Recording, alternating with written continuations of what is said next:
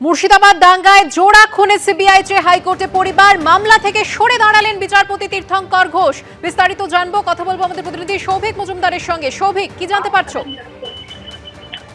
দেখো, হরগোবিন্দ দাস এবং চন্দন দাসের পরিবারের তরফ থেকে যে মামলা করা হয়েছিল সেই মামলা থেকে বিচারপতি তীর্থঙ্কর ঘোষ সরে দাঁড়ালেন এবং তার মতে যেহেতু মাননীয় প্রধান বিচারপতির তরফ থেকে এই মুর্শিদাবাদ এবং ধুলিয়ান সংক্রান্ত সমস্ত মামলা বিচারপতি সৌমেন সেনের বেঞ্চে শুনানির জন্য পাঠানো হয়েছে। P4 insulated water tanks, kitchen and bath fittings, বিশুদ্ধ জল, সুস্থ জীবন, P4 আজীবন।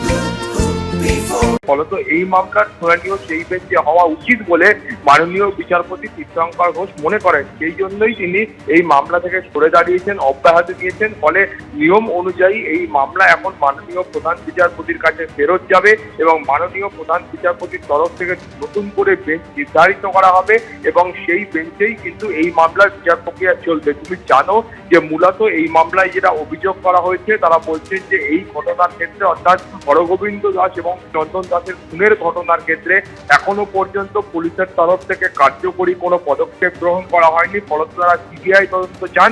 এটা যেমন এই মামলার একটা দিক, আরেকটা দিক তারা বলছেন যে বিধাননগর পূর্ব থানার পুলিশ আধিকারিকদের যে ভূমিকা সেটা নিয়ে তারা ক্ষোভ প্রকাশ করছেন এবং তারা বলছেন যে গত পরশু দিন কার্যত দরজা ভেঙে বিধাননগর পূর্ব থানা সহ একাধিক পুলিশ আধিকারিকরা প্রায় 40 জন সংখ্যায় তারা কিন্তু এই বাড়িতে এসে তারা সেখানকার সেফ হাউসের দরজা ভেঙে তারা ভেতরে ঢোকে এবং পুলিশ আধিকারিকদের যে ভূমিকা ছিল সেই ভূমিকায় তারা ক্ষোভ প্রকাশ করছেন। ফলত সেই কারণে তারা চান যে এই পুলিশ আধিকারিকদের বিরুদ্ধেও কলকাতা হাইকোর্টের তরফ থেকে উপযুক্ত পদক্ষেপ নেওয়া হোক, সেই মর্মেই তারা এই মামলা দায়ের করেছিলেন। ফলে মাননীয় বিচারপতি তীর্থঙ্কর ঘোষ তিনি এই মামলা থেকে সরে দাঁড়ালেন।